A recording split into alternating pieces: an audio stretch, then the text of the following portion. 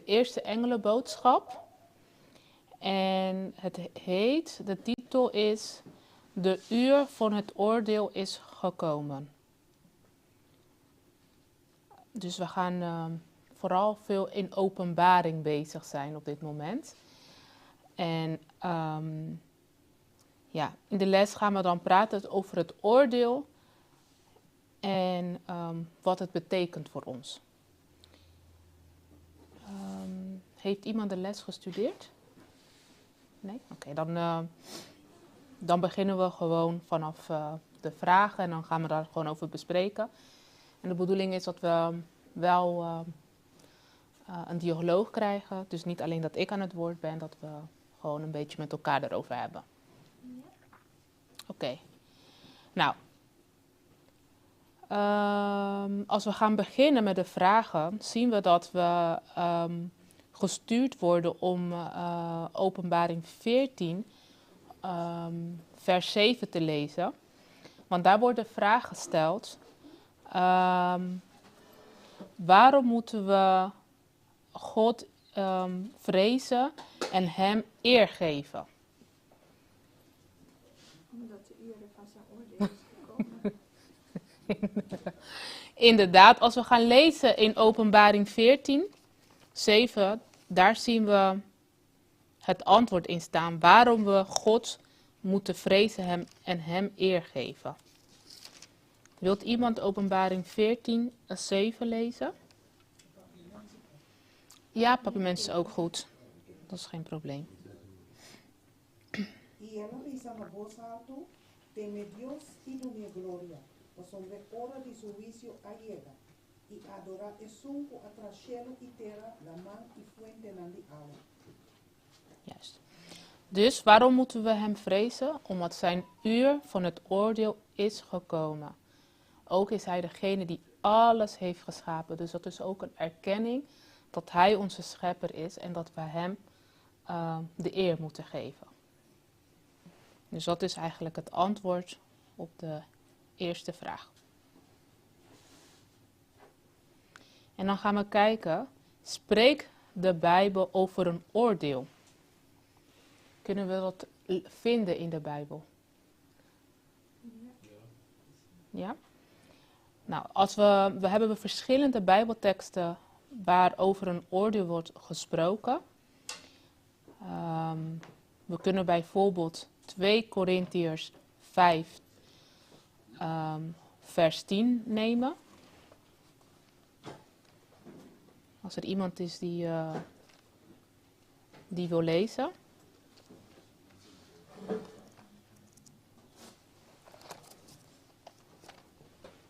Twee Korintiërs.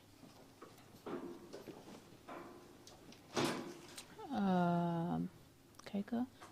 2 Korintiërs 5, vers 10.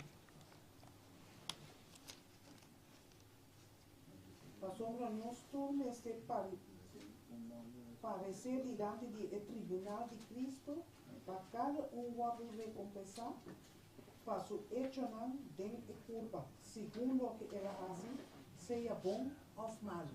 Ja. Dus er zal daadwerkelijk een oordeel zijn. En dan zullen we beoordeeld worden op hetgene wat we hebben gedaan. Het kan zowel goed zijn of slecht.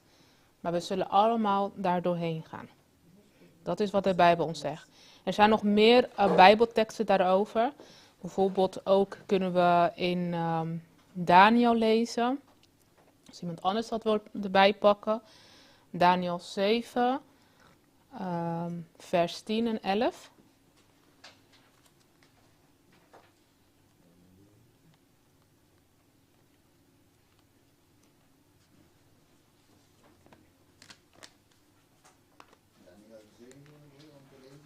Ja, Daniel 7, vers 10 en 11. Morreu de candela da corre, da sale for de subilanti, miles e miles da servie, 10.000 ya, 10.000 da para subilanti. De corte da cinta, de buque na guarda abrir, e ora ele seguirá com motivo de subir de palavra de gravamento, o ecate da para e Nesse wakte oro porque beste warmata e su pulpa a waro destruir e a entregar a candela o queima. Oké. Nou, we zien dat het oordeel echt een groot fundament zal zijn. Waarbij veel engelen aanwezig zullen zijn. Boeken zullen geopend worden. En ja, dus het zal niet zomaar wat zijn. Iemand een commentaar daarop? Of een opmerking? Aanmerking? Ja, je ziet waarop het gebaseerd is. Ja. Dus je ziet dat er in ieder geval bij een oordeel is een standaard waaraan moet voldaan worden. Ja. En als dat, je ziet in ieder geval dat die boeken, die geven dus uitsluitsel daarover. Ja. Maar dat is interessant als je in de Bijbel verder gaat lezen over wat voor boeken er dan zijn. Ja, en in de les gaan we inderdaad, Heel interessant. klopt, in de les gaan we daar verder op in. Want er zijn inderdaad boeken die geopend zullen worden en wat voor boeken zijn dat? Oké, dan gaan we door naar de volgende vraag. En de vraag is daar, even kijken, waarop zullen we beoordeeld worden? Dus waarop zult God ons oordelen? Zal het zijn om onze manier van leven? Of is het alleen maar omdat wij bepaalde handelingen hebben? Dat we bijvoorbeeld wel altijd op trouw in de kerk komen op tijd. Dat we dienen in de kerk, maar voor de rest doen we niks. De Bijbel spreekt daarover waar we beoordeeld zullen worden. En dat kunnen we lezen in Jacobus, Santiago 2, Jacobus 2, vers 10, Santiago 2, 10. Somos quem público inteiro lei e sin embargo da tron pecado em solo punto que seja vida culpável e tudo. Ja. Ja. Ja. Patricina, docina, maneira esnan com ministério worden usgata e lei de libertad. Dus we hebben in de Bijbel wel een standaard of een aanwijzing waarop we beoordeeld zullen worden. Dus we weten dat de wetten een voorschrift is van hoe wij ons leven kunnen leven. Wat ik ook zelf opmerkelijk vond toen ik bezig was met de les, is dat er ook staat dat als we nutteloze gesprekken hebben. Daar stond ik ook even bij stil, want wat zijn nutteloze gesprekken? We weten dat de Bijbel ons leert dat we eigenlijk ons moeten voorbereiden om naar de hemel te gaan. En dat al onze gesprekken eigenlijk gerelateerd moeten zijn met de hemel. En als wij dan nutteloze gesprekken hebben waarbij we eigenlijk God niet vereren of God verhogen of onszelf niet dichter tot God brengen, ziet God dat ook als zonde. Dus ja, dat is wel iets waar we bij stil moeten staan. Want we zijn op de Sabbat wel heel bewust bezig met wat we praten en wat we zeggen. Maar gedurende de week af en toe vergeten we dat. En dat is wel iets cruciaal dat ik denk van ja, weet je, sta er wel bij stil. Ja. Nog andere... Ja, inderdaad, zoals u zegt, het is heel veel, het is niet alleen wat je doet, ook, maar ook wat je niet doet. Ja. Er is ook, bijvoorbeeld als we kijken in Matthäus 25, Ja. dat kun je het ook zien. Kijken, ja, Matthäus 25, en laten we zeggen weer vers 32. Ja, zo 31 zelf pak. Ora. Mhm. Dan zegt maar, ora che Judi in de dien, in su gloria, en tu re angel en santo mundo de me, e lo si deriva e trono di su gloria, e tu re nazione lo oro crescer mundo su dilante, e lo separa un for di outro, maneira o varrador de separar carne for di cabrito.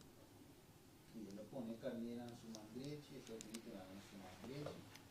E ora e lo dice, e snanno su mandrechi bin, bosu de mencionar, limitata, e da reino che ti preparava bosu deste funzione di mondo. A sombra, mitava di hambre, e bosu dunami di come, mitava di sit, e bosu dunami di bebe. En zo gaat het door. Ja. Después, el otro camino de visa, visual, 41, en de visa, ora e. 41. Ja, 41, sì. En de visa, ora e la visa, también es nang, kutana sumaro bes, aparta boso, for di mi, boso maldicionano, bai de candele eterno, que oro preparado para diablo su angelang, so mitava in hammer, e boso no adunami di come, mitava in set, e boso no adunami di bebe, etc. Ja. Dus ook wat je niet doet, Ja. of wat je hoort te doen, en je doet het niet. Mhm. Dat wordt ook in de oordeel gebracht. Ja. Ja. Interessant. What you also can see here is that the judgment. Oh, sorry. Okay. There's the judgment here that Daniel 7 is talking about is in the context of the destruction of the little horn. Mhm. And then the judgment, which you showed here in James 2:10, is based on the law, which in prophetic understanding and historical understanding, this judgment will be involved in a time period that is after the crucifixion of Jesus, which shows clearly also here from a prophetical standpoint that the heaven, the judgment, that the sanctuary, the throne of God, is declaring the law valid and authentic and uses it to judge human beings in the judgment. Okay. Yeah? Ja. You see here verse 11, it talks about the destruction. Of Matthäus 11? Daniel Daniel. 7 verse 11, it talks about the destruction of the little horn, but the destruction of the little horn is in connection with Revelation 18, when when Babylon would be burnt, when the kings of the earth discover that they have been deceived by the papacy. And so here in verse 11 of chapter 7, you see that the judgment here is historically and prophetically after the crucifixion, which means that the law of God must be valid after Jesus' crucifixion. Ja. Dus het oordeel is begonnen achter, wat zei je dan? Na de Na de kruisiging. Na de kruisiging is dat begonnen. Oké. Dus de wetten. Ja. I have to translate, that's the point. Oh, yes.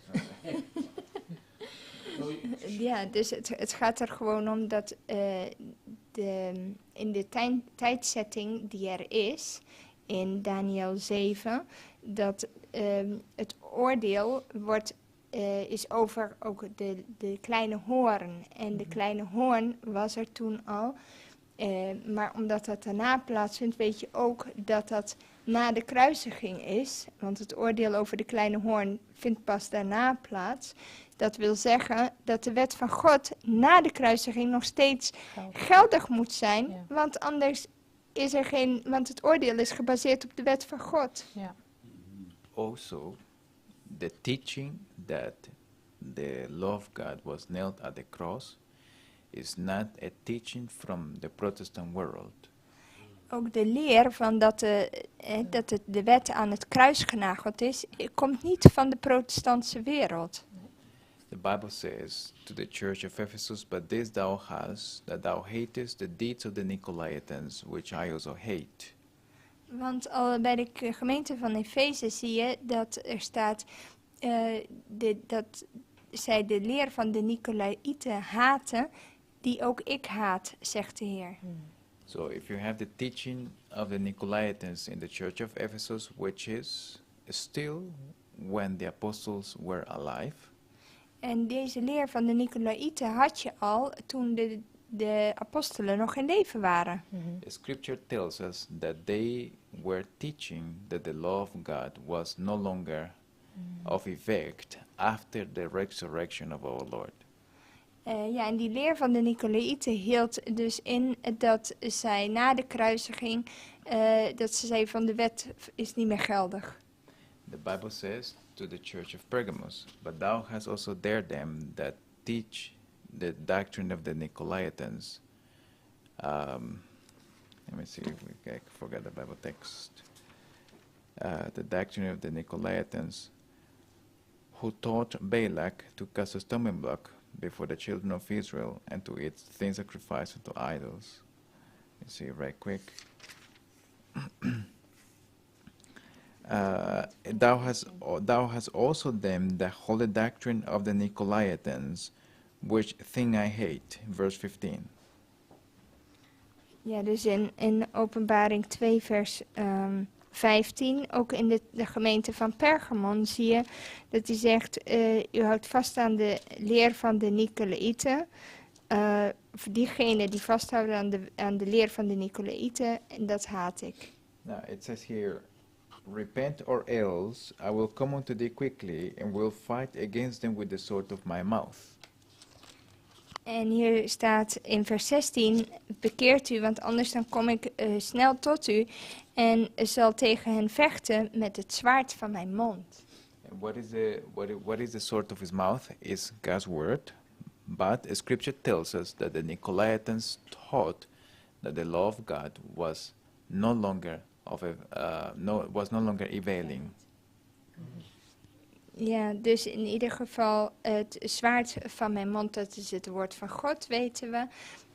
Maar in ieder geval de Nicolaïten geloofden dat de wet van God niet meer geldig was. Oh, oké. Right. Ja. But now, this teaching that the law of God is not valid, the Lord declares that he hates that doctrine. And he will fight with the sword of his mouth against those that hold this doctrine. Ja, en je ziet heel duidelijk dat God zegt, ik vecht tegen met het zwaard van mijn mond tegen diegenen die vasthouden aan deze leer. Dat hij het ook haat. Dat hij het haat. Ja. And was already there in the first century. Oké. En dat was er al in de eerste eeuw. Dus kun je nagaan ja. hoe oud hij al is. Ja, ja. Zo. Oké, dankjewel voor die aanvulling. Nou, we gaan nu verder. En dan wordt er de vraag gesteld: wanneer is het oordeel officieel begonnen?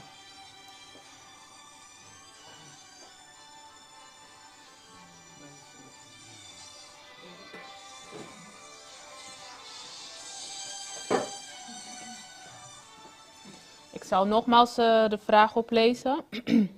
Wanneer is het oordeel officieel begonnen? Heeft iemand daar antwoord op? Anders kunnen we natuurlijk altijd antwoord vinden in de Bijbel. Maar misschien dat iemand het wel weet. Ja, aan het einde van de profetie, Ja. van die 2300, 3. ja? Ja. 23 dagen of jaren profetie. Eigenlijk aan die einde is die oordeel begonnen. Sowieso met de doden. Dus personen die dood zijn. En daarna sowieso gaat het voor de levenden, degenen die levend zijn. Dus het is eigenlijk in 1844, Ja. 22 oktober. Dus als je sowieso dat telt, die profetie eindigt op die datum. En sowieso is die datum de startdatum van de oordeling. Ja, inderdaad. En dan, ja, degenen die het licht hebben geaccepteerd van God, zullen dan niet door dat vreselijk oordeel gaan. How do we know that the judgment started in 1944, October 22nd? We kunnen in Daniel Yes. And Daniel 8, Yes. right? So you read clearly there the vision. Of course, it's true. But remember, of course, Daniel 9 tells us that it Also, begins at the commandment to restore the streets and the walls, Yes. right? But how do we know that that it began? Oh, well, you need a starting point to have the right ending point, right? So how do we know that we have the correct starting point? Think maybe we can find it in the sanctuary when Jesus stepped to the most holy place. Right, but you need to have the calculation of when he will move. Then you need to start counting from somewhere. Yes, I think before 1844 then. Correct. 2300. Now remember, Oké, we moeten het ook vertalen voor de mensen die... Obviously. Ja, dus misschien wil jij het vertellen, Naomi? Een samenvatting. Dus eigenlijk, Ja, het gaat er even om zeker te weten wanneer het oordeel officieel begon. Is het wel, we zeggen heel makkelijk oktober 22, 1844, maar hoe kun je dat nou ook bewijzen? Want daarvoor moet je het beginpunt kennen. En waar is dat dan op gebaseerd? En dan moet je het ook kunnen calculeren. yeah, but okay. So how do we know where is the starting point according to Scripture? According to scriptures. Hoe weten we wanneer het is gestart als Ja, we because- volgens de schriften lezen? Right. Because here we have, of course, here we have the answer, but you need to be able to prove that answer. Yeah, and that's what the Sabbath School is about. Ja, dus je moet het ook kunnen bewijzen. Dat is het punt. Dus het staat hier wel goed en het klopt wel, daar niet van. Maar hoe gaan we dat nou bewijzen? Want daar is de Sabbatschool voor, dat we het ook weten. Now the answer is simple. It's in chapter 9, verse 25.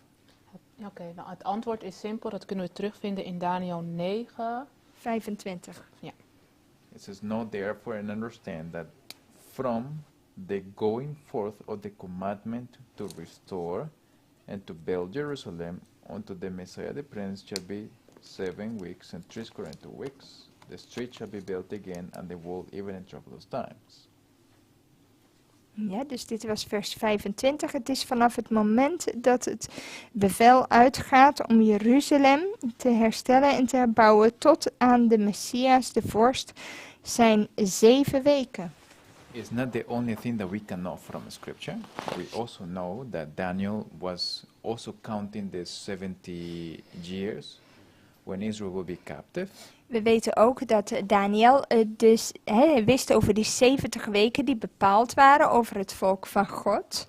And he knew that these 70 years were almost fulfilled. En hij erkende ook dat deze weken bijna aan zijn eind waren. But we can also know from the record of the book of Ezra En ook van Ezra weten we that the prophets that went with Nehemiah to build the city, dat diegenen die meegingen met Nehemia om de stad te herbouwen, they understood that it was the end of the 70 years of captivity. zij begrepen heel duidelijk dat het eind van de 70 jaren ballingschap gekomen waren. But they also understood that something had started according to the writings of the prophet Daniel. En dat er iets begonnen was volgens de profetische schriften van Daniel. Oké. Interessant. Duidelijk, ja.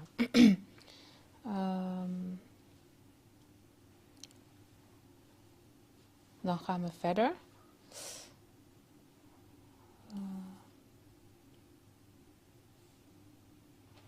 Oké. Zal het oordeel van de rechtvaardige en de goddeloze tegelijkertijd zijn?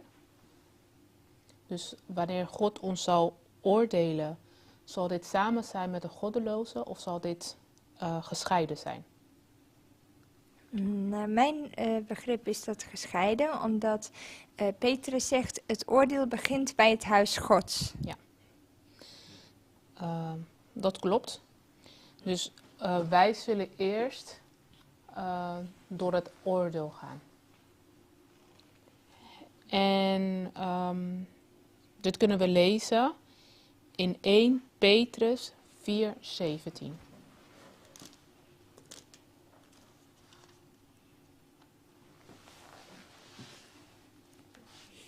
Wilt iemand het lezen? 1 Petrus 4:17.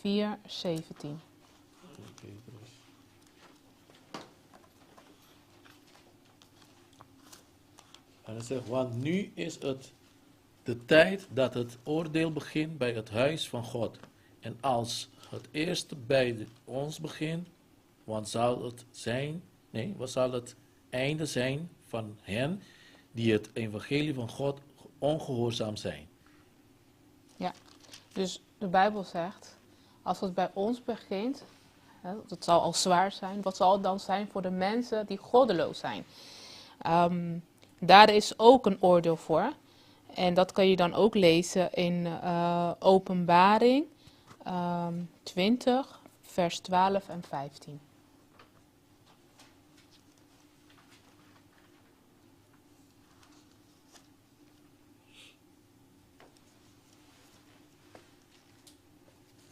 Vers 12 en? En 15. En ik zag de doden, klein en groot, voor God staan. En de boeken werden geopend en nog een ander boek werd geopend, namelijk het boek des levens. En de doden werden geoordeeld overeenkomstig wat in de boeken geschreven stond, overeenkomstig hun werken. Vers 15. En als iemand niet bleek ingeschreven te zijn in het boek des levens, werd hij in de poel van vuur geworpen. Dus als je niet in het boek des levens staat, dan word je al in de vuur, in de poel gegooid, in de poel van vuur geworpen. Dus dat is, we komen echt een hele, het oordeel zal niet zomaar wat zijn. Als ik het zo... Je ziet inderdaad, wat ik interessant vind.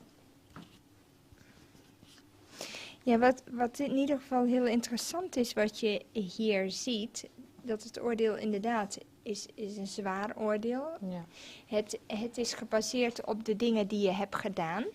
Dat hadden we al eerder gezien uit 2 Korinthe 5 vers 10. Ja. Dat het is aan de hand van onze eigen daden.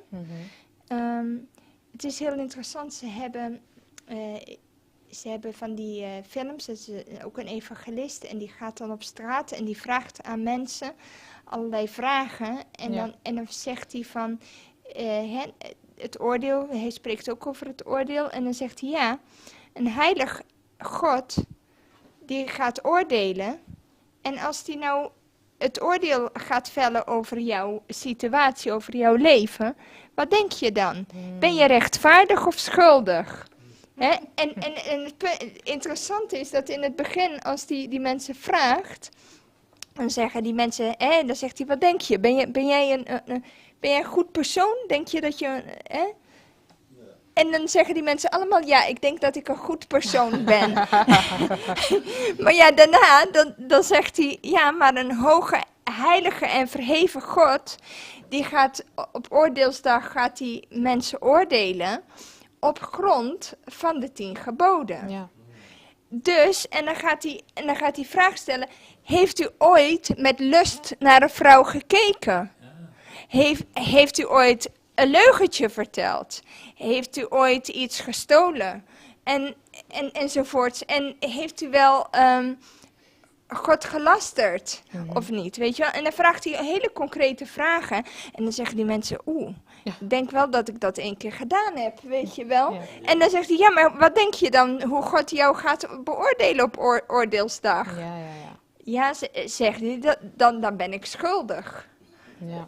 Jawel. En eigenlijk iedereen die erkent, unaniem, dan ben ik schuldig. En dan zegt hij tegen die mensen, kijk, het goede nieuws is, zegt hij, op oordeelsdag, hè, als je je leven aan Christus geeft, dat Hij vergeving aanbiedt. Want we zijn allemaal criminelen en we hebben allemaal geen recht om in de hemel te komen. Als je puur kijkt naar, heb je de wet gehouden, dan moeten we eerlijk zijn dat we dat niet altijd hebben gedaan. En hij zegt, kijk, maar het goede nieuws is dat Christus vergeving wil schenken. De wet is alleen, dat is ook wat veel mensen door elkaar halen. Daarom zijn ze heel erg verward hierover. Wat is de functie van de wet en wat is de functie van Christus? De wet die is als een spiegel, die laat je alleen maar zien dat je hart niet in orde is. Nee. Die laat zien dat je een vies gezicht hebt. Maar de wet kan je gezicht niet wassen. Nee. En dat is het probleem. Dus de functie van de wet is om gewoon te laten zien hoe je toestand is. Ja.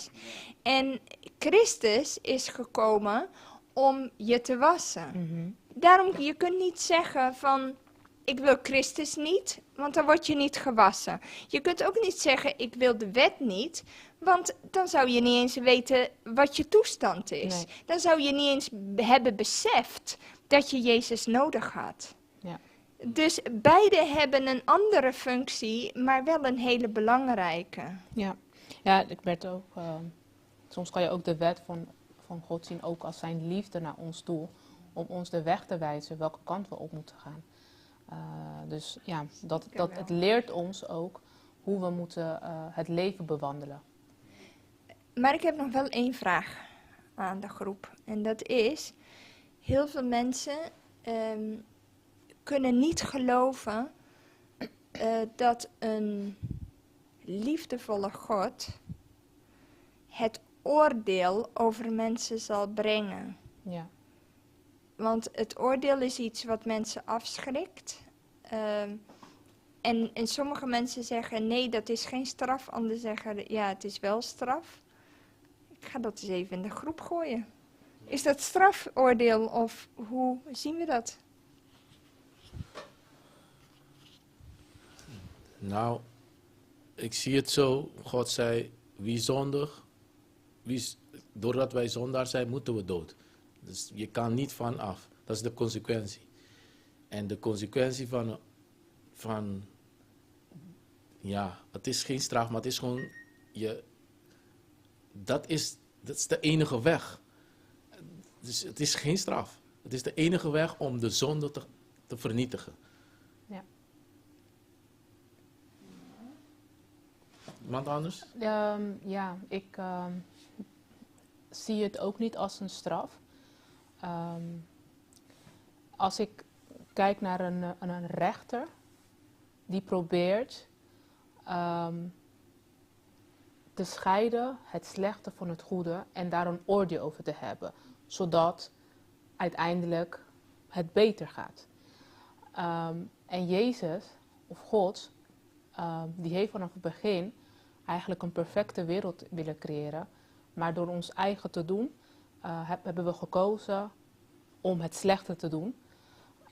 En nu zijn er zoveel mensen die door veel pijn gaan en ellende. En door die oordeel, tenminste voor mij is het dan zie ik het van, ja, een rechtvaardige God zal oordelen om een einde te maken aan al die ellende en al die verdriet. Dus zal degene geven wat hij heeft gedaan geven. En de personen die het goed hebben gedaan, zal hij geven wat ze horen te krijgen. Dus ik zie het meer als liefde, waarbij we worden bevrijd. Ja. Heb ik toch een vraag over 2 Petrus 2 vers 9 en 10. 2 Petrus 3? 2 Petrus 2 vers 9 en 10.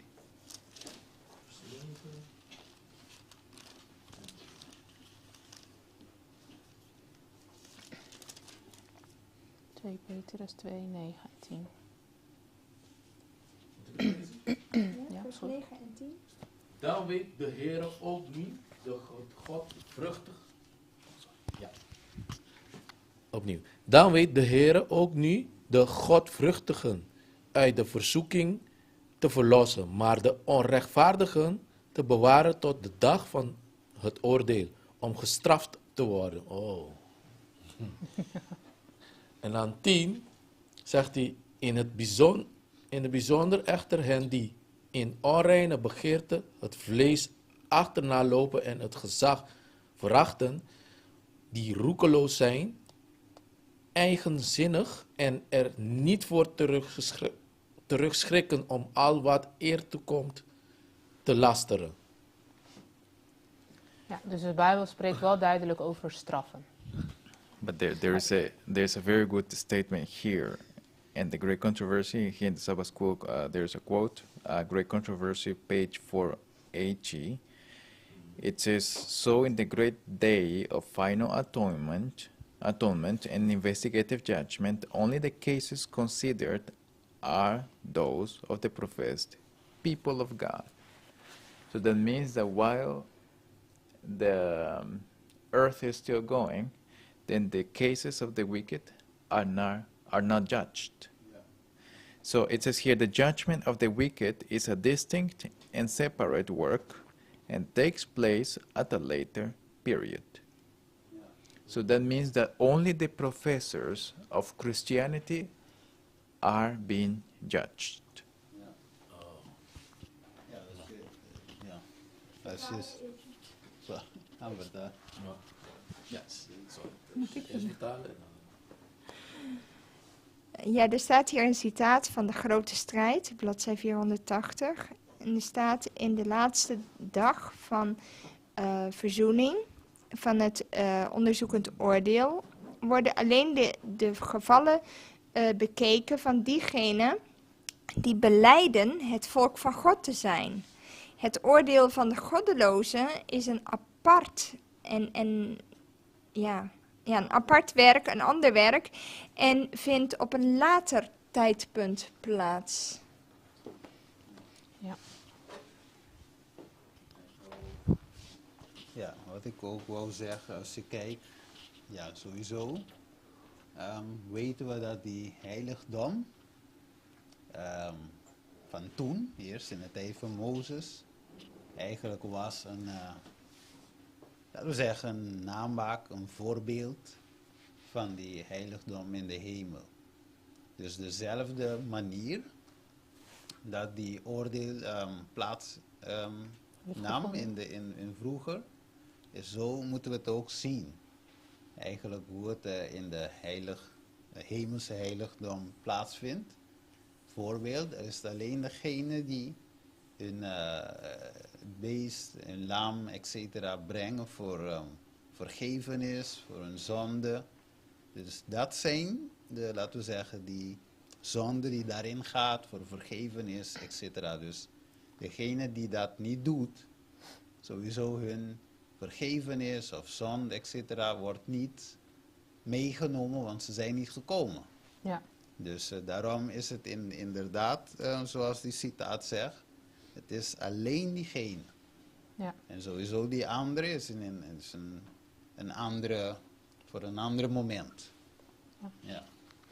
Ja, en ik denk ook het woord straf, ja, dat klinkt zo zwaar en zo negatief dat we dat liever niet bij God associëren. Maar ja, je kan het eromheen draaien, maar uiteindelijk als het erop neerkomt is het ook wel een straf. Want de mensen die slecht hebben gedaan, zullen in de vuurpoel gegooid worden. Dus ja, het is een straf. Wat is als je denkt aan straf is altijd gebaseerd op je eigen daden. Ja. En op je eigen keuzes die je hebt gemaakt. Als een kind straf krijgt van zijn ouders, omdat hij iets gedaan heeft wat niet kan. Straf is in de eerste instantie is bedoeld als correctiemaatregel. Maar uiteindelijk, en dat zie je meerdere keren toch terugkomen in de Bijbel als je nauwkeurig leest. Bijvoorbeeld een ouder die bijvoorbeeld iedere keer een correctieve maatregel nam. Maar het kind wilde uiteindelijk niet deugen. Dan moesten de ouders het kind naar de ouderlingen brengen om gestenigd te worden. Is een oud-testamentische regel. Zulke voorbeelden uit de Bijbel laten je toch nadenken dat, hoewel God liefdevol is en heel veel kansen geeft, veel meer als wat wij mensen aan elkaar geven, dat er wel een deadline is van dingen. Ja. En Ja. dat is wel goed om te beseffen. Ja, en ik denk dat dat ook belangrijk is. Want je ziet soms dat als er niet wordt gestopt met een straf, dat lezen we ook in de Bijbel, gaat het van generatie naar generatie door. Je leest het ook bij de koningen, dat het alleen maar erger en erger en erger en erger werd. Dus eigenlijk de mensen die goed zijn, gaan alleen maar meer en meer en meer lijden, doordat het slechte niet wordt juist. Which, looking at the verses in Revelation about the lake of fire, and also comparing the godly standard that we need to have of character for the judgment, then it is safe to conclude that wrong teachings being taught in the church, and also moral standards and spiritual standards being lowered, are leading the people to the lake of fire. De lekker? Fire. Ja, we moeten ook beseffen dat verkeerde leer en dat je de morele standaard naar beneden haalt, in vergelijking met wat God heeft gegeven, dat je dan eigenlijk mensen een duw geeft in de pool des vuurs. Ja. Want heel veel mensen die anderen overhalen om de wet van God met voeten te treden, die zijn zich niet bewust wat ze eigenlijk doen ten opzichte van anderen. Dus Ja. je moet, vaak wordt het als negatief gezien als je mensen zegt van deze weg die gaat naar de ondergang. Ja. Maar het is eigenlijk liefde om mensen voor de ondergang te bewaren, te beschermen. Ja. Oké. Ik wilde nog één ding reageren op broeder Steven. Wat betreft het heiligdom. We weten dat alle zonden werden symbolisch op het heiligdom overdragen door dat lammetje wat de mensen dagelijks brachten, waar ze hun zonde beleden. Dat werd overgedragen uiteindelijk op het heiligdom. De hoge priester, wat symbolisch Jezus voorstelt, die heeft de zonde op zich genomen. Maar uiteindelijk, aan het eind, bij de verzoendag, grote verzoendag, dan werden die zonden van het heiligdom genomen door de hoge priester en werden op de weggaande bok gelegd. En die bok moest sterven. Dus uiteindelijk is het zo dat alle zonden, Jezus heeft de zonde gedragen, die heeft daar een oplossing voor. Maar uiteindelijk worden alle zonden op Satan gelegd die de origine daarvan is. En hij zal sterven, net als die bok. Ja. En dat is rechtvaardig. Dat is rechtvaardig dat diegene die ons allemaal verleid heeft, dat hij uiteindelijk alles op zijn eigen kop krijgt. Ja. En is het daardoor dat hij nu ook dat strijd gaat, zodat, want als jij verloren gaat en dan draag jij je eigen zonde, dan is het niet meer op de bok. Ja. Dan draag je het zelf en jij betaalt, maar niet Satan betalen. Terwijl het mogelijk is dat jouw zonden door Christus worden gedragen. Die mogelijkheid hebben wij door vergeving. Ja. En dat vond ik zo mooi, en wat ik hier zei van die evangelist, dat die mensen aan de ene kant maakte hij hun bewust dat wij allemaal zondaren zijn, maar tegelijkertijd er is vergeving door Jezus mogelijk. Hij draagt die zonde voor iedereen die dat aanvaardt. En uiteindelijk worden alle zonden eens teruggelegd op de duivel, die de origine van alles is. En hij zal sterven in de woestijn. Net als symbolisch die bok die ze wegstuurden.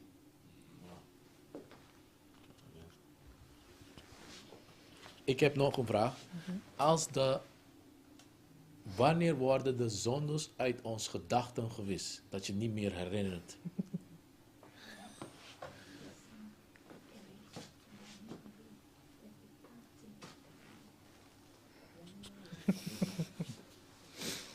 That is in the time of Jacob's trouble. In de tijd van de Jacobs benauwdheid. Then when you read in early writings, when God's people are being surrounded, and they wanted to remember if something still was unconfessed. In de eerste geschriften staat daarover dat het volk van God tijdens de tijd van Jacobs benauwdheid probeerde om zich te herinneren of ze nog enige zonde hadden die ze niet beleden hadden. They had deep mental anguish because of that. En vanwege dat hadden ze echt, mentale Angst. Ja, anguish, het is echt bijna als kwelling. Het was Oh, een mentale kwelling voor ze. And Sister White says that they also thought that if they would have developed virtue by virtue, they wouldn't be in that mental state. En dat ze dachten van als wij deugd op deugd hadden toegevoegd, dan zouden wij niet in deze mentale staat moeten verkeren. And even though they were searching themselves to see if they could remember something to confess and to ask for forgiveness, En ze onderzochten hun eigen hart en dachten terug om te kijken of er iets was wat ze misschien nog niet beleden hadden. they could not remember anything, Maar ze konden niets zich herinneren. showing that the sense of God's people in the investigative judgment had been erased from the books and from their very memories. Ja, wat laat zien dat de zonden van Gods volk waren voor in het onderzoek, het oordeel, is dat al vooruit gegaan. En in die tijd is alles al uitgewist. Uit hun gedachten, maar ook uit de boeken. And also from the memory of God. En ook uit de gedachten van God. Yes, I would like to say also something. Ik wil daar nog één ding aan toevoegen. Je hebt één vers waar staat dat wij God zullen zien zonder schuldgevoelens. Ik ga heel even kijken of ik die tekst zo erbij kan vinden. Ja. Want dat is wel interessant.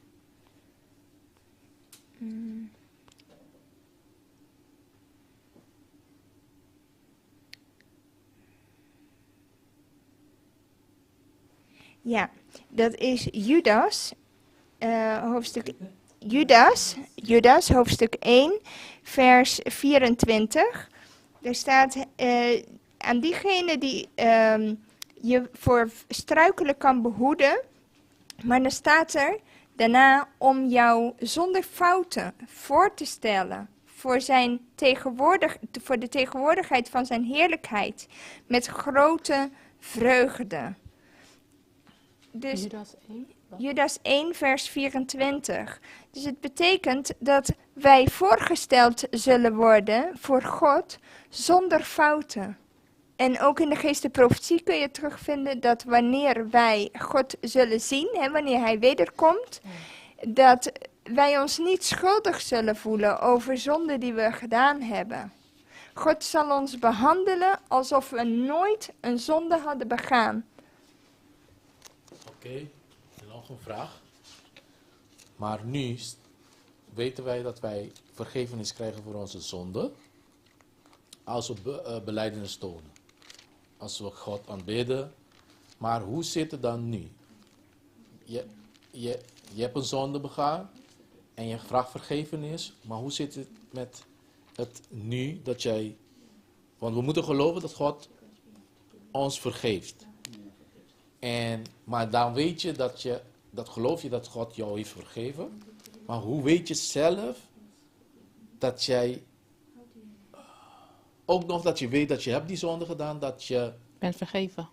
Ja, bent vergeven en dat je niet meer dat persoon bent.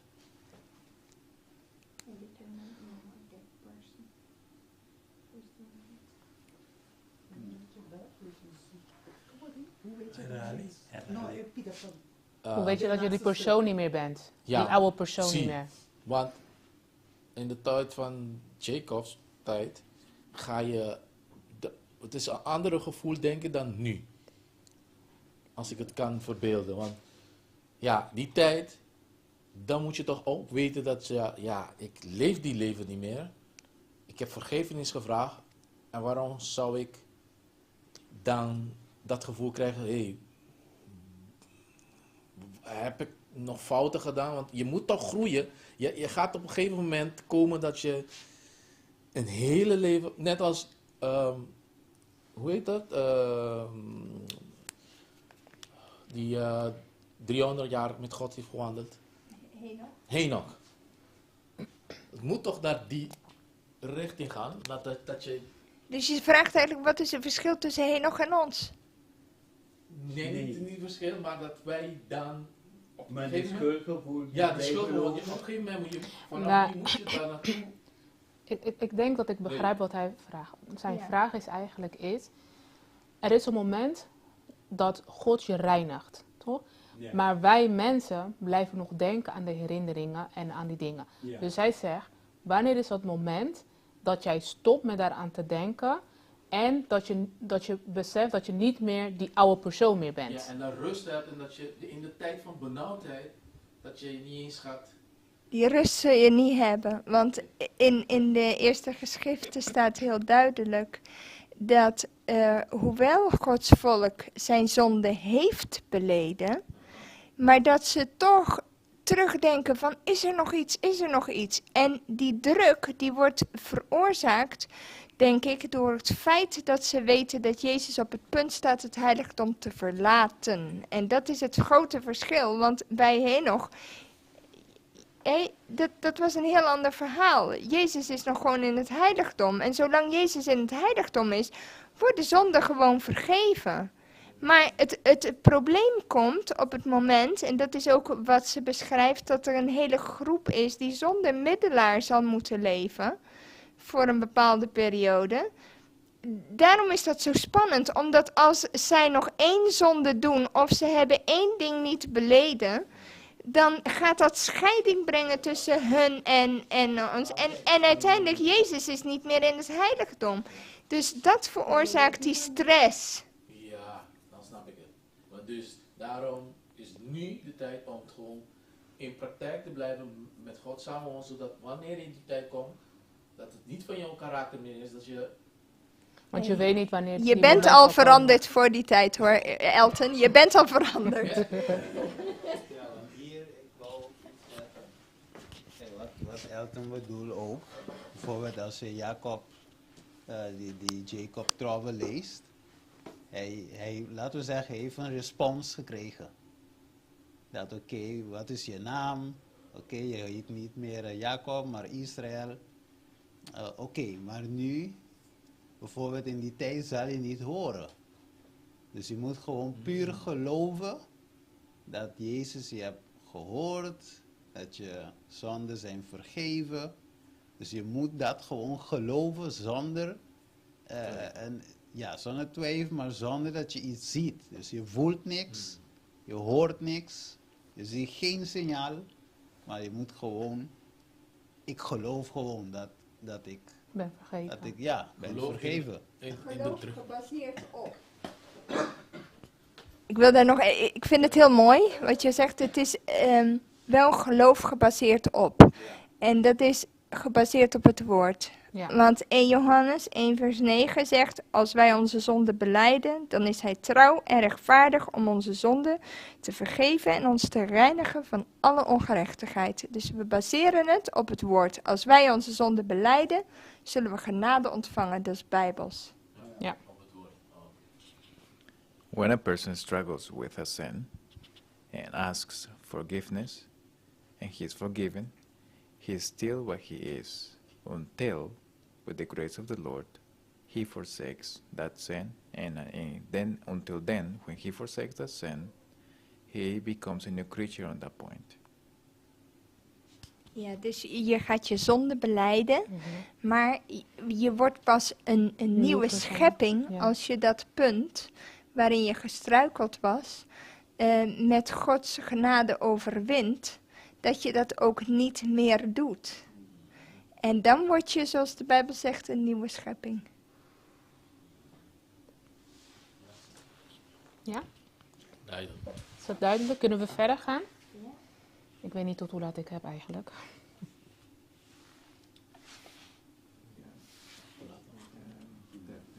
10 minutes?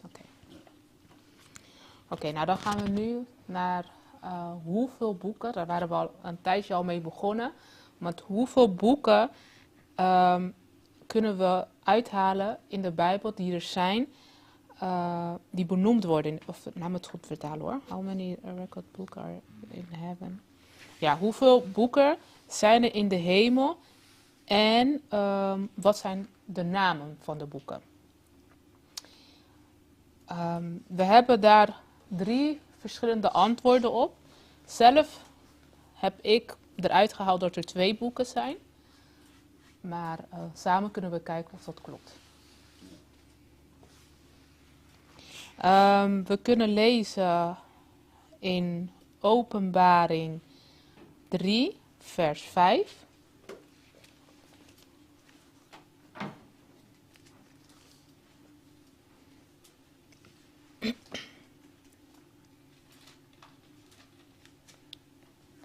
Ik zal hem even oplezen. Wie overwint zal bekleed worden met witte kleren. En ik zal mijn naam beslist niet uitwissen. En ik zal zijn naam beslist niet uitwissen uit het boek des leven. Maar ik zal zijn naam belijden voor mijn vader en voor zijn engel. Hieruit kan ik halen dat er een boek des leven is in de hemel.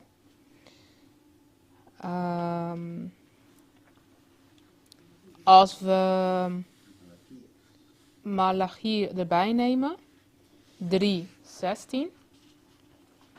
Als iemand die wilt oplezen.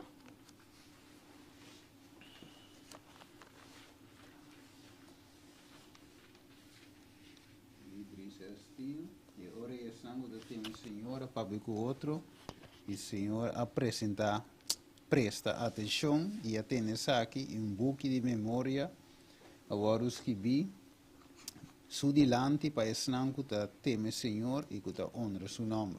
Ja, dus hier kan ik uithalen dat er ook een gedenkboek is. Ja. En we kunnen ook Ecclesiastes erbij nemen, 12:14.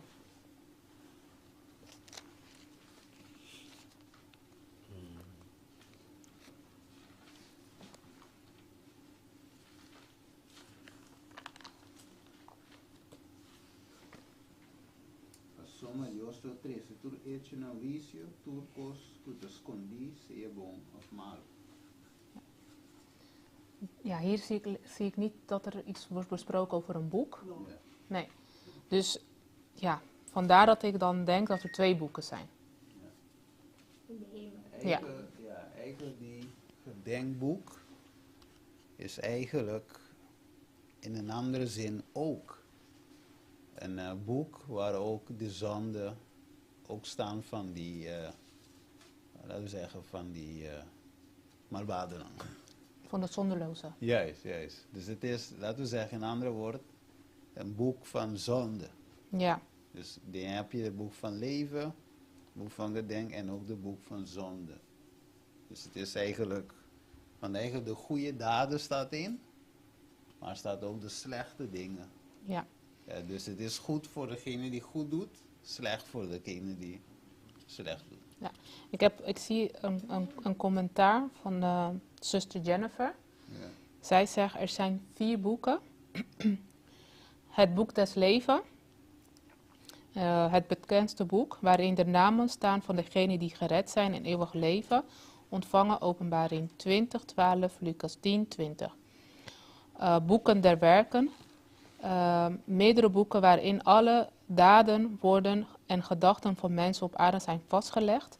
Op basis hiervan vindt het oordeel plaats in Daniel 7:10, Openbaring 20:12. Het boek der herinnering, een register voor degenen die ontzag hebben voor God en zijn naam eren. Malachi 3:16. En het boek der tranen, soms genoemd op basis van Psalmen 56:9, waarin staat dat God onze tranen in zijn kruik verzamelt en ze in zijn boek opschrijft. Ja. Ja. Ja, je hebt een heleboel boeken Ja. in de Bijbel die genoemd worden. Heel veel ook boeken van... je hebt heel veel boeken die genoemd worden. Als je puur even... Als je kijkt naar de hemel, dat is één ding. Ja. Maar als je gewoon kijkt naar boeken waarnaar verwezen wordt... Dan heb je het boek van generaties, je hebt het boek de herinnering... Je hebt het boek van de wet, je hebt het boek van het verbond... Je hebt boeken van verschillende profeten die genoemd worden. Dus je hebt ook het boek van Nathan, de profeet, Jasher, Samuel, Gad, noem maar op. Een heleboel worden daarin genoemd. Niet te vergeten van de kronieken van de koningen. Hè, die hadden ook altijd die gedenkboeken. Zo zie je dat in het boek van Esther terug. Dat de Heer haal met het gedenkboek tevoorschijn en lees eens even wat er eigenlijk voorgevallen is de laatste tijd. Hè, bij die koning die zich zo onrustig voelde. Dus je vindt eigenlijk heel veel verschillende boeken als je er precies naar gaat kijken. Ja. Dus, maar als we dan gaan kijken naar deze antwoord. Er zijn heel veel boeken, maar de belangrijkste 2 boeken voor ons, voor het einde, is dan het boek des leven en het gedenkboek het belangrijkste, denk ik. Wat betreft oordeel. Wat betreft het oordeel zijn dat de 2 boeken die belangrijk zijn. Ja, zoals zegt, dezelfde gedenkboek, is dezelfde ook de Als slechte daden die... Oké. Ja. Oké, nou ja, het is fijn om te weten, die aanvullingen van Jennifer en Naomi, dat er meerdere boeken zijn. Als we heel precies gaan kijken. Maar voor het oordeel zijn die 2 het belangrijkste. Ja. Oké.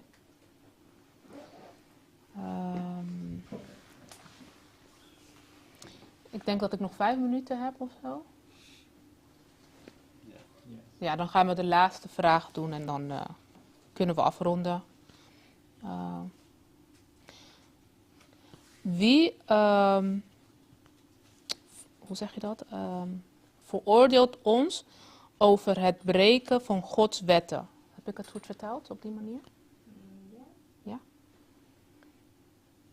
Ja, dus in nummer 9. Sorry, even, als je ook die citaat leest.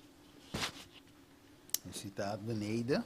Ja. Dat zegt ook in een grote conflict. Dat zegt dat die onregister staan met die picadi in.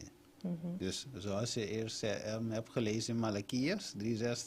We hebben gelezen. Heb je ook de goede daden. En hieronder in een grote conflict zegt die onregister staan met die picadi in. En er is ook een register van de zonde van de mensen. Juist, dus dan heb je die boek van leven. Boek van, hoe is het, boekje die memoria. En dan heb je ook registro, dus staat geregistreerd ook de zonde van mens. Maar ik dacht dat het gedenkboek was, dat het was. Ja, daarom zeg ik, het heeft 2 kanten. Oké. Maar het is, daarom zeg je, je kan zeggen 3 in die zin. Dus dat bedoel ik. In die zin kun je zeggen 3. But in the English language, does it use the expression book of sense or book of record or memory per se? Yeah, normally we say book of sense. And which language? In public. Okay. Oké. Ja. Nou ja, dus qua de vertaling zou je dan zeggen 3 boeken, maar uiteindelijk is gedenkboek hetzelfde. Het komt op hetzelfde neer. Ja, dat probeer ik te zeggen. Ja, het ik snap het hem. boek, Ja, maar voor die zondenaren komt het anders over, want er staat hun zonde. slechte daden. laten we Ja, zeggen. precies. Ja. Oké. Oh. Nog een aanvulling van Jennifer. Ja, maar bestaat uit een boek. Vraag, welke boek van welke profeet is in de hemel? Waar is de Bijbeltekst daarbij? Wat zijn mijn vraag? Over die andere boeken, Ja. niet in de hemel. Nee. Maar is gewoon, wordt wel, als je studeert over boeken in de Bijbel, vind je dat. Oké. Dus de andere boek, de boek van de profeet, is niet in de hemel. Maar als je het studeert, dan zie je dat er nog meer boeken benoemd worden in de Bijbel. Oké. Yeah, not necessarily connected to the investigative judgment. Oké, en ja, dus niet gelinkt aan het oordeel. Oké, ja, naar aanleiding wat Naomi zei. Ja, nou, ik hoop dat ik je antwoord heb gegeven, Jennifer.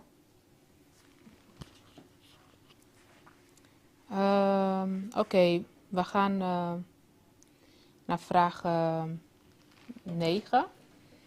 Dus, oh. Ja, stoppen? Of? Nee, maakt u maar af. Oké.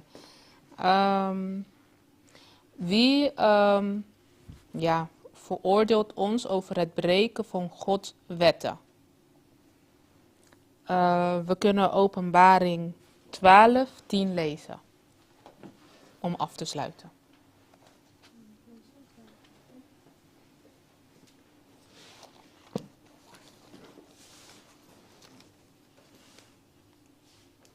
Openbaring 12, 10 en 12. Mi attende un vos duro den cielo visando, ahora es salvación y el poder y el reino de Dios y la autoridad de su Cristo allega, pa sombra e acusador de nos romanan, kuta acusanan de día y a noche delante de nos Dios aguardo tira abou. Nan avance pa motivo de a sangre de a lamchi y pa motivo de a palabra de nan testimonio. Y nan no asistima nan vida tena morto. Pa e motivo aquí regocija o shelu nan y boso kuta biba de nan. Ay di terra y la man pa sombra diablo ababin cerca boso cu gran furia, sabiendo kuta queda solamente un poco tiempo más. Ja. Dus wie is degene die ons beschuldigt van ons, dat wij Gods wetten overtreden? De aanklager, en wordt ook wel benoemd de duivel. Dus hij is ons grootste aanklager over dat wij Gods wetten verbreken. Ja, ik weet niet als ik in deze nou die vraag stel. Dus ja, we weten dat Satan eigenlijk de naam zegt het al of betekent dat. Dat aanklager, accusador. Mm-hmm. Maar hoe kunnen we het zien als iemand, bijvoorbeeld je breekt de wet, bijvoorbeeld, laten we zeggen je breekt de Sabbat en het is duidelijk, je hebt het gebroken en ik zeg jou, hé zuster, je hebt de Sabbat gebroken, dat zou je niet moeten doen. Nee, dan ben je ook een aanklager. Dat is het punt, want hoe zien we dat? Nou ja, Dan zien we dat bijvoorbeeld, ik doe de werk van de duivel door jou dat te zeggen. Of kun je het ook zien dat ik zeg jou dat voor je goed. ja, Dus maar dat je kunt, we zeggen, we zijn baby, ja. Kami waar zou bij raam te picando, meneer? Ja, ik denk dat daar wel een verschil in is. Ja. Want Satan die klaagt ons aan om ons juist naar beneden te halen en ons te breken. Maar als ik een broeder aanspreek op een zonde die hij heeft begaan en om hem te corrigeren, dan is het weer een verschil. Want de Bijbel zegt ook dat we ook elkaar moeten corrigeren in liefde. Alleen we moeten oppassen inderdaad, hoe brengen we het over? Als we het zeggen op een manier om die persoon inderdaad of te roddelen of kleineren, dan ben je wel Satans werk aan het doen. Maar als je het zegt om iemand juist te helpen om weer het juiste te gaan doen, dan is het anders. Dus eigenlijk, het is niet makkelijk te zeggen als iemand soms de duivelswerk doet, of echt Gods werk doet. In die zin. Soms is die lijn een beetje dun, om te wijzen dat nee, die broeder heeft me dat gezegd, omdat hij is de duivel. Of duivelswerk aan het doen. Ja, ik zie het, ik zal het niet zo zien hoor. Ik zie het is heel dun, want soms kun je de hart van de mens niet lezen. Ja. Om te zien wat is zijn motief achter zijn wat hij heeft gezegd. Ja. Nou, in ieder geval, als je kijkt naar het voorbeeld van Job Ja, in de precies. Bijbel, Ja. daar komt de duivel heel duidelijk als aanklager. Ja. Maar God die zei van Job dat hij een rechtvaardig man was, die het kwade schuwde en die altijd bad voor zijn kinderen. Omdat hij zei, misschien hebben ze in hun hart gezondigd tegen God. Hij was heel erg oprecht met God. Mhm. En je ziet dat de duivel komt als aanklager. Hè? En dan beschuldigt hij zelfs God. Want hij zegt, Heer, u beschermt hem veel te goed. Omdat u hem zo goed beschermt, daarom. Ja, precies. Daarom is, zie je, dat is een... Maar ik kan je zeggen, broeder Steven, hoewel je soms kan denken van, de lijn is dun. Ik zou dit zeggen, dit heb ik voor mezelf gewoon zo genomen. Er zijn soms mensen die met verkeerde bedoelingen op je afkomen. Maar de Bijbel zegt, luister ernaar en behoud het goede. De grootste kwallen kunnen je soms nog waardevolle informatie geven, hoor. Dus je moet gewoon objectief ernaar kijken. En kijken, zit er iets in waar ik wat aan heb, waar ik van kan leren? Of een kwal dat nou mij verteld heeft of iemand anders, of een hele liefderijke persoon, kan ik toch nog van leren. Maar de ervaring zal je wel leren op een gegeven moment het verschil. Want mensen die komen als de aanklager, zoals Satan, die komen nooit in de motivatie om jou op te bouwen of om een probleem te helpen oplossen. Mensen die het werkelijk vanuit hun hart doen, die zullen jou altijd proberen uit het probleem te trekken. Ja. Terwijl, en die zullen ook aan je zijde blijven Ja. en met jou in die strijd staan die je voert. Terwijl mensen die dat alleen doen om te beschuldigen, die zullen je verlaten. Ja. En dat is een heel duidelijk teken waaraan je kan zien dat die persoon ook met verkeerde motivatie is gekomen. En nog heel kort en dan gaan we afronden. Ik vond het verhaal van Job een mooi voorbeeld ook. Want we zien allemaal ellende bij hem. En ze kwamen met de Bijbel naar hem toe, hè, om hem aan te klagen van dit is de reden waarom je dit hebt meegemaakt en dit. En dat denk ik ook dat voor ons ook we moeten ook heel erg oppassen wanneer we iemand willen corrigeren of denken van oh, doordat ben jij door deze ellende. Ik denk dat veel gebed nodig is om een broeder of een zuster aan te spreken. Want in het geval van Job heeft hij niks verkeerd gedaan. Ja. En wie werd er aangepakt? Ja, de vrienden. De vrienden Ja. die dat hadden gezegd. Nou, ik wil jullie allemaal bedanken voor het deelnemen aan de Sabbatschoolles. Het is een mooie les. We hebben veel geleerd over het oordeel. We gaan nu in gebed om verder te gaan met het programma voor vandaag.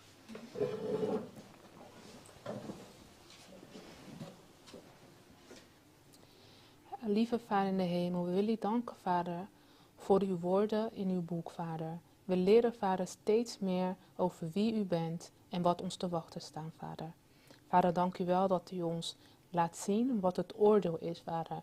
En waar het naartoe kan leiden, Vader. Ik wil u vragen, Vader, om ons individueel te helpen, Vader. Om oprecht met u te zijn, Vader. En onze zonden bij name te kunnen noemen, Vader.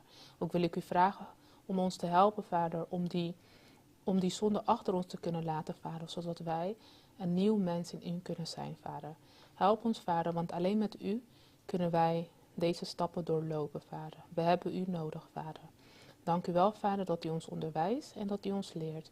Dit vragen we, Vader, niet om wat verdienen, maar in Jezus' naam. Amen.